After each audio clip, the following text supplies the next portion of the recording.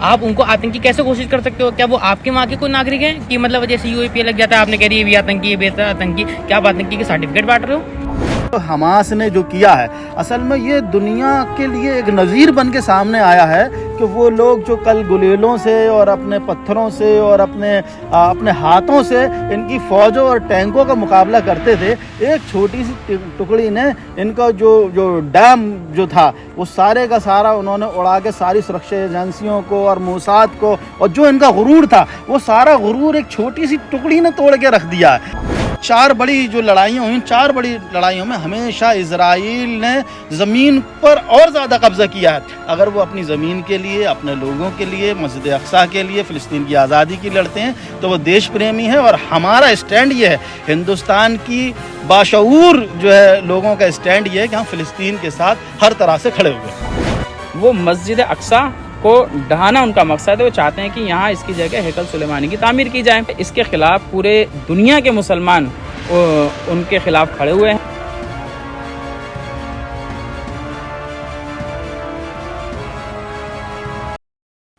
Israel फिलिस्तीन के बीच जंग जारी है और जंग के दौरान की तस्वीरें जो हैं लगातार बदल रही हैं। इसी बीच भारत सरकार का खुले तौर पर समर्थन भी दे दिया गया है। वहीं फिलिस्तीन का समर्थन करने पर अलीगढ़ मुस्लिम यूनिवर्सिटी के छात्रों पर एफआईआर भी दर्ज कर दी गई है, जहां एक तरफ फिलिस्तीन के तमाम लोगों को जो गोदी मीडिया है वो आतंकी करार दे रहा है और इजराइल के तरफ से जो कार्रवाई की जा रही है उसे छुपाने की कोशिश हो रही है।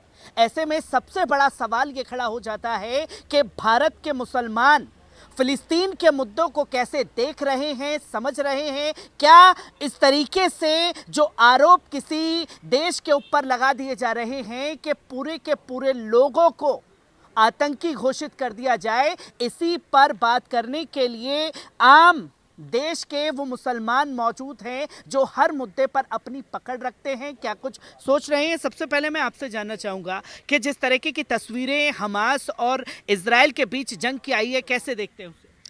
देखिए, हमास ने जो अटैक अभी शनिवार के दिन जो तस्वीरें आई हैं, जो वीडियो सामने आए हैं, ये रिटेलिएट किया है।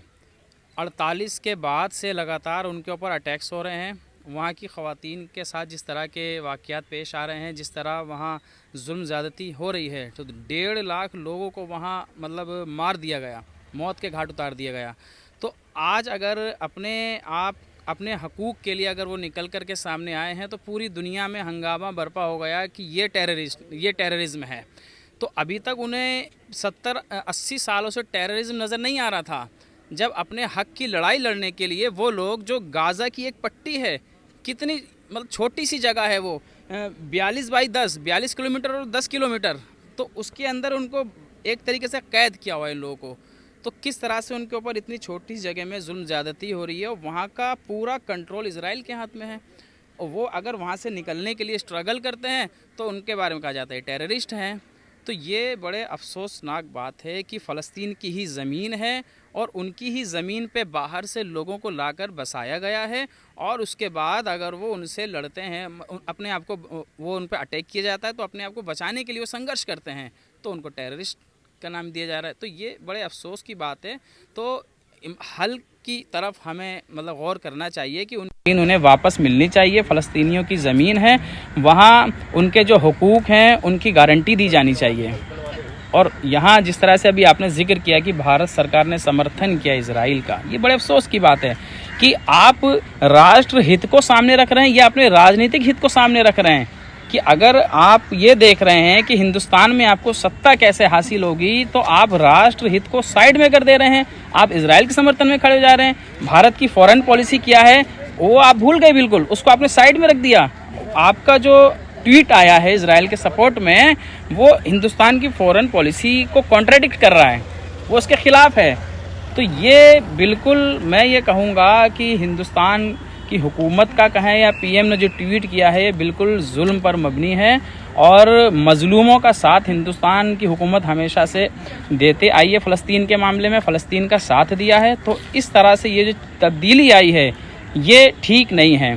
तो तो ये राष्ट्र हित में नहीं है बिल्कुल। क्योंकि कल हमने साफ तौर पर देखा कि मेन स्ट्रीम मीडिया, जिसे गोदी मीडिया कहा जाता है, वो खुल करके इस तरीके से तस्वीरें दिखाने लगा और फिलिस्तीन के जो मजलूम लोग हैं उन्हें ही घोषित किया जा रहा है। इजराइल की घटना को नजरअंदाज कर दिया गया जो मजलूमों पर जुल्म ढा रहा था बरसों से।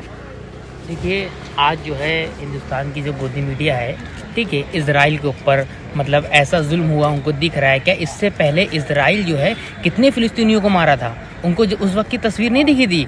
आज अगर जो है हमास ने उनके कुछ लोग मारे हैं तो जाहिर सी बात है जंग है तो लोग मरेंगे दोनों तरफ से, ठीक। अगर इजराइल ने इससे पहले कितने फिलिस्तीनियों को मारा बीच, मतलब रोज़, ये तो आज मीडिया दिखा रहा है रोज़ फिलिस्तीनी मरते हैं, तब उनको नहीं दिखाई पड़ता।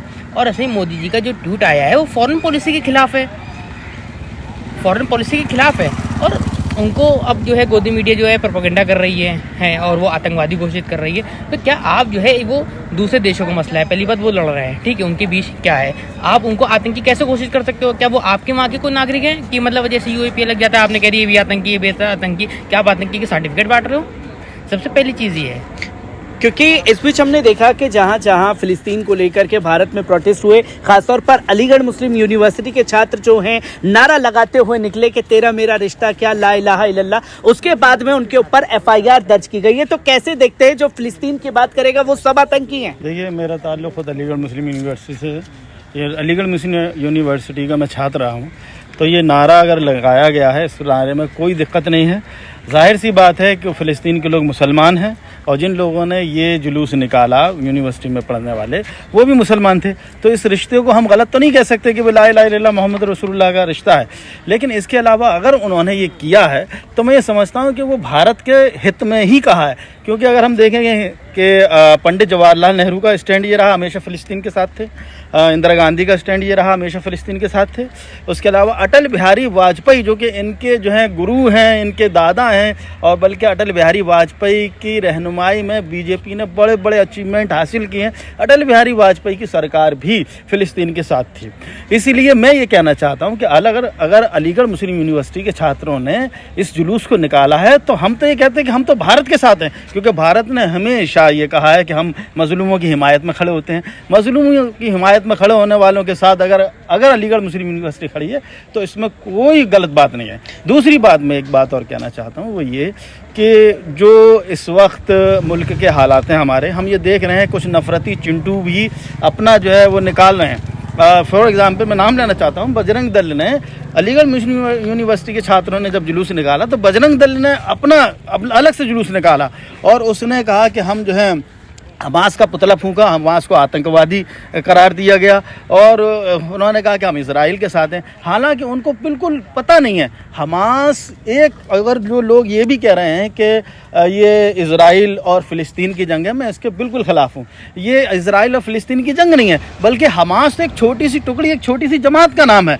फ़िलिस्तीन तो वो मुल्क है जिसको ये हक़ हासिल नहीं है कि वो अपनी फ़ौज रख सके, अपनी पुलिस रख सके, अपना एडमिनिस्ट्रेशन रख सके, अपना सुरक्षा विभाग रख सके। फ़िलिस्तीन तो एक निहत्ता मुल्क है और इसकी मिसाल हम दें तो शेख यासीन अहमद शहीद रहमतुल्लाह अलैह, वो जो अपाहिज थे, इनके हमास के रहनुमा थे, फ़जर की नमाज़ पढ़ने के लिए जब वो बाहर निकले फ़जर की नमाज़ पढ़कर, तो उन पर जो है मिसाइल दाग दिया गया। तो ये जो मिसाल है कि आज हमास ने जो है हमला किया और वो आतंकवादी हैं और ये हैं, ये बिल्कुल गलत बात है। अपनी ज़मीन के लिए लड़ना, हमने देखा है कि हिंदुस्तान की तारीख़ में हिंदुस्तान की आज़ादी के लिए हिंदुस्तान के लोगों ने अगर अपनी जान के नजराने पेश किए तो उनको देशभक्त करार दिया गया, देश प्रेमी करार दिया गया। अगर फ़िलिस्तीन की आवाम, फ़िलिस्तीन के लोग या हमास के लोग फ़िलिस्तीन की आज़ादी और अब मस्जिद अक्सा की आज़ादी के लिए लड़ रहे हैं तो ये उनका ये अपना देश प्रेम है, वो अपने लोगों के लिए लड़ रहे हैं। ये नहीं कि वो जो है आतंकवादी हैं और ये हैं वो हैं। अगर हम तारीख़ उठा के देखें, सन 1948 को की देखें, पहली जंग 1948 में हुई। 1948 में जो हमास था, जो फ़िलिस्तीन था, फ़िलिस्तीन की जो बहुत ज़्यादा लोगों की जानें गई और इजराइल ने और कब्ज़ा कर लिया। 1948 में, 1967 में, 1973 में, 2011 में और अब का तो पता नहीं क्या मामला है, लेकिन इन 4 बड़ी जो लड़ाइयाँ हुई, इन 4 बड़ी लड़ाइयों में हमेशा इजराइल ने ज़मीन पर और ज़्यादा कब्ज़ा किया है। अगर वो अपनी ज़मीन के लिए, अपने लोगों के लिए, मस्जिद अक्सा के लिए, फ़लस्तीन की आज़ादी के लिए लड़ते हैं तो वो देश प्रेमी है। और हमारा स्टैंड ये है, हिंदुस्तान की बाशऊर जो है लोगों का स्टैंड ये है कि हम फ़लस्तीन के साथ हर तरह से खड़े हुए हैं। कि पहली मर्तबा ऐसी तस्वीर सामने आई कि इजराइल के अंदर घुस करके हमास के लड़ाकों ने ये हमला किया, पर अब इजराइल ही सब जगह मजलूम बन करके संवेदनाएं हासिल कर रहा है। तमाम मुल्क जो हैं उसके समर्थन में खड़े हो रहे हैं। बरसों से तो फिलिस्तीन पर होता रहा, वो क्या था फिर? देखिए, इजराइल का तो फ़लस्तीनियों ने जितना साथ दिया, उनके ऊपर एहसान किया, पूरी दुनिया में किसी ने नहीं किया।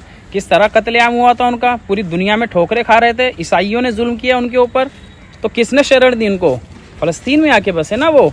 तो जिन्होंने आपके ऊपर एहसान किया, जिन्होंने अपनी रहने की ज़मीनें दी आपको, और आप उनके साथ इस तरह का बर्ताव कर रहे हैं, तो ये एहसान फरामोश कौम है, ये धोखेबाज कौम है। दूसरी बात ये कि फ़लस्तीन के अंदर मस्जिद अक्सा और फ़लस्तीन की या हमास की लड़ाई इजराइल के साथ, ये 2 कौमों की लड़ाई नहीं है, ये 2 देशों की लड़ाई नहीं है, ये मुसलमानों का ये अकीदे का मसला है कि मुसलमानों की जो 3 सबसे बड़ी दुनिया के अंदर जो जगह हैं, उसकी एक अहम मतलब जगह है ये मस्जिद अक्सा कि काबा शरीफ के बाद में, मदीना मुनव्वरा के बाद में इसको एक अहमियत हासिल है। तमाम नबियों की सरजमीन है ये फ़लस्तीन। तो ये हम अगर ये कहते हैं कि वी स्टैंड विद फ़लस्तीन, तो इसका मतलब ये नहीं होता कि हम किसी देश के साथ में हैं। ये हमारे मुसलमानों का मसला है और हमारी ये जिम्मेदारी बनती है कि वहाँ के मजलूमों का साथ दें और मस्जिद अक्सा को छुड़ाने के लिए, उस सरजमीन को आज़ाद कराने के लिए हम अपना नाम दर्ज करवाएं। तो इजराइल जिस तरह की जुर्रत कर रहा है, जिस तरह की कोशिशें कर रहा है, ये बिल्कुल नाजायज़ हैं, ये अवैध हैं। और एक चीज़ और समझनी चाहिए, अभी जो 2 मंसूबे उनके जो बाकी हैं, जो उन्होंने अपनी पार्लियामेंट के ऊपर भी लिखा हुआ है, वो एक ग्रेटर इजराइल बनाना चाहते हैं। वो मिस्र तक पहुंचना चाहते हैं, दरियाए नील तक, मदीना मुनव्वरा तक पहुंचना चाहते हैं। मिस्र के अलावा सीरिया में वो तमाम अरब देश हैं, वो वहां तक एक्सटेंड करना चाहते हैं अपने इजराइल को। तो ये इनका एक नापाक मंसूबा है कि जो कौम जिसके पास पूरी दुनिया में कोई मुल्क नहीं था, आज वो फ़लस्तीन पे कब्ज़ा कर चुके हैं और अब वो चाहते हैं कि कुछ और अरब ममालिक उनके कब्ज़े में आ जाएं। दूसरा, वो मस्जिद अक्सा को ढहाना उनका मकसद है। वो चाहते हैं कि यहाँ इसकी जगह हैकल सुलेमानी की तामीर की जाए।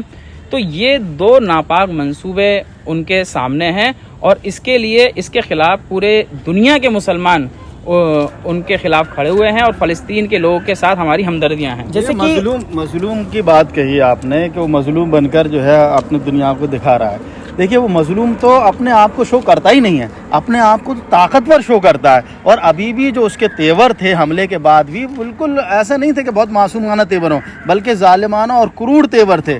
और हम ये देखें कि जो हमास ने जो किया है, असल में ये दुनिया के लिए एक नज़ीर बन के सामने आया है कि वो लोग जो कल गुलेलों से और अपने पत्थरों से और अपने हाथों से इनकी फ़ौजों और टैंकों का मुकाबला करते थे, एक छोटी सी टुकड़ी ने इनका जो डैम जो था वो सारे का सारा उन्होंने उड़ा के सारी सुरक्षा एजेंसियों को और मोसाद को, और जो इनका गुरूर था वो सारा गुरूर एक छोटी सी टुकड़ी ने तोड़ के रख दिया है।